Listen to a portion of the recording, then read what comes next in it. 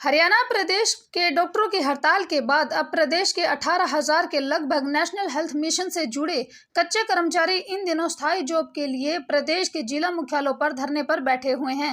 उनकी हड़ताल आज 18वें दिन में प्रवेश कर गई है, जिसके चलते प्रदेश में मूलभूत चिकित्सा सुविधाएं प्रभावित हो रही हैं। आज एनएचएम कर्मचारियों ने मुंडन करवाकर प्रदेश सरकार के खिलाफ रोष प्रदर्शन किया। महिलाओं ने बताया कि अगर सरकार हमारी मांगे नहीं पूरी करती है तो हम भी मुंडन करवाने पर मजबूर होंगी।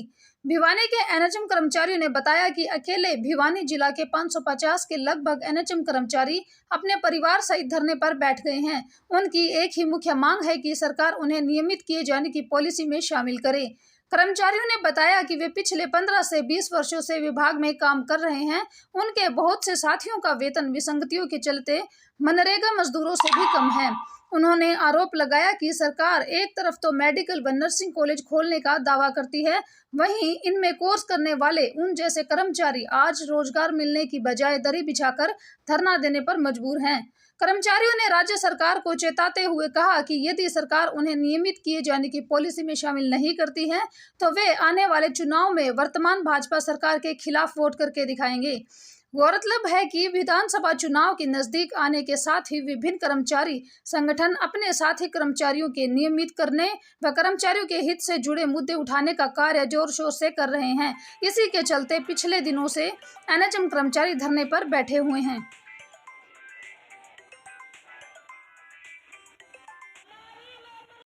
किया गया, मुंडन भी किया गया है। सब एनएचएम के कर्मचारी हैं और आज हमारा 18वां दिन है स्ट्राइक का। जो ना हमारी एक ही मांग है सरकार से कि हमें नियमित किया जाए।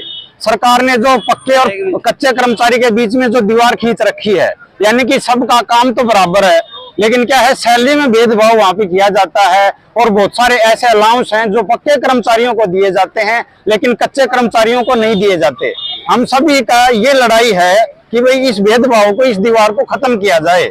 जब हम काम समान करते हैं तो हमें सैलरी में जो है ना वो आधी पेमेंट क्यों दी जा रही है? ये शोषण किया जा रहा है सरकार के प्रति। हम कौन सा दिन है? 18वां दिन है। हमारी भारतीय संस्कृति में अगर हमारे घर में कोई मर जाता तो हम उसका श्राद्ध करते हैं। उसके अवसर पर हम सब जो है ना परिवार के बंदे मुंडन कराते हैं। तो हमने आज सभी ने मिलकर मुंडन कराया है और सरकार का एक श्राद्ध जो है ना हमने किया है कि हमारी तरफ से ये सरकार का श्राद्ध है और सरकार को भेंट हो। आगे से ऐसी सरकार, तानाशाही सरकार हमें नहीं चाहिए। जो सरकार कर्मचारियों का हनन करे, उनके अधिकारों का हनन करे, ऐसी सरकार का क्या फायदा? क्या नाम है जी, क्या कहेंगे? मेरा नाम अश्विनी कुमार है। मैं स्वास्थ्य विभाग में लगा हुआ हूँ। हम 18 दिन से यहाँ बैठे हुए हैं, लेकिन सरकार ने हमारी कोई सूद नहीं ले रखी। इसलिए हमने रोष प्रकट करके इस सरकार को मृत घोषित करके इसकी 13वीं मनाई है।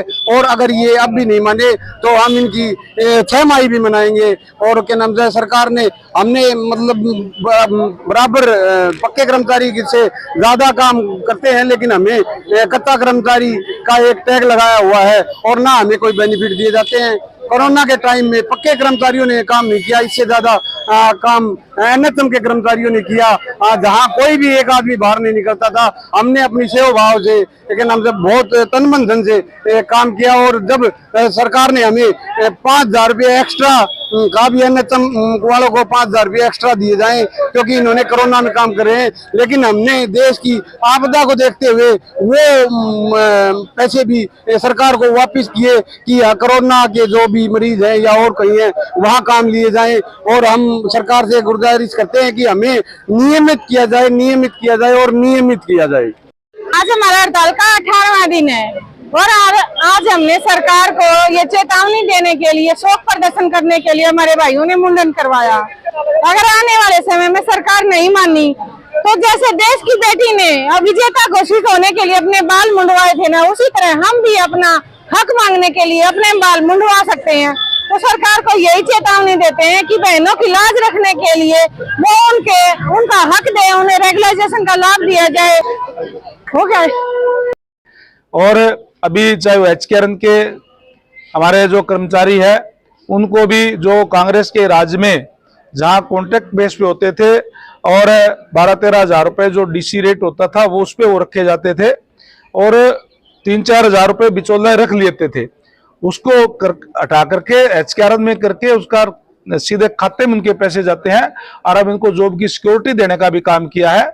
जहां तक आपने धरने और प्रदर्शन की बात कही, चुनावी साल है, चुनावी साल के अंदर इस तरीके का माहौल होता है, अलग अलग पार्टियों के लोग भी होते हैं, वो भी इस तरीके का उकसाने का काम करते हैं।